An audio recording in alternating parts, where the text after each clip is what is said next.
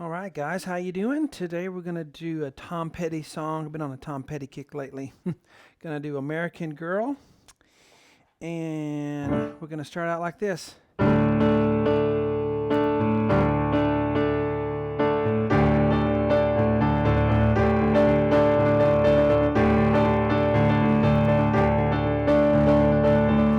right, so yeah, we're doing guitar on piano, which I love to do that, mainly because people are so resistant or pessimistic that the piano can do guitar things, and it really can.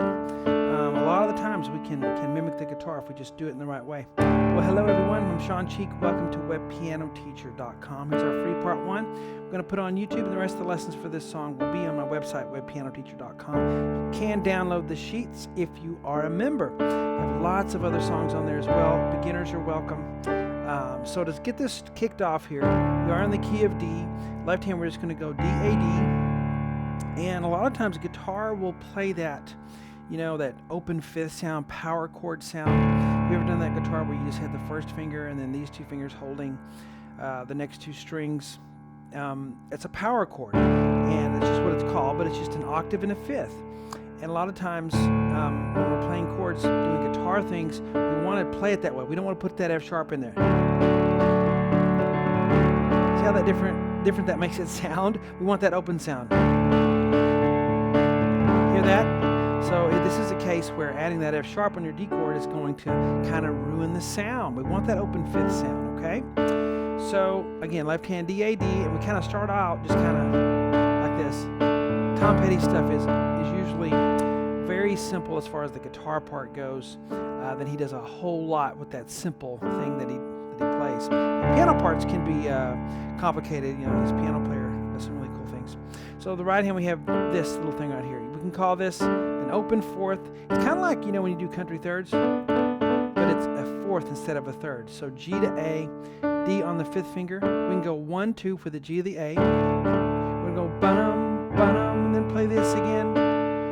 Now it's syncopated, so I have those little hooks there on those two ADs because they're offbeat. Bum, bum, bum, bum, bum, bum, bum. You can count it out. 1, 2, 3, 4, da, da, da. Just kind of feel it. All right, and don't do too much left hand here. We just at the beginning. Okay, then we get going here. We're imitating the strumming as well as the little flip to the fourth there.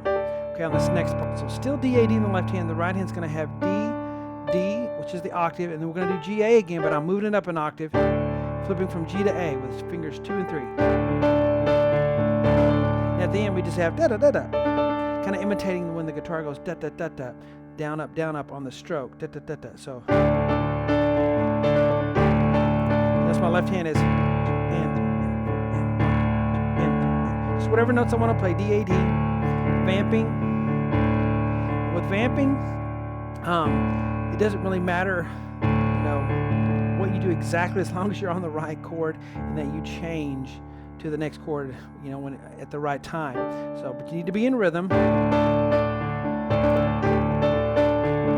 continues for a while, and then we have da da da da. So, we'll do the whole thing, of course. But again, just to wrap up this beginning part one, and go.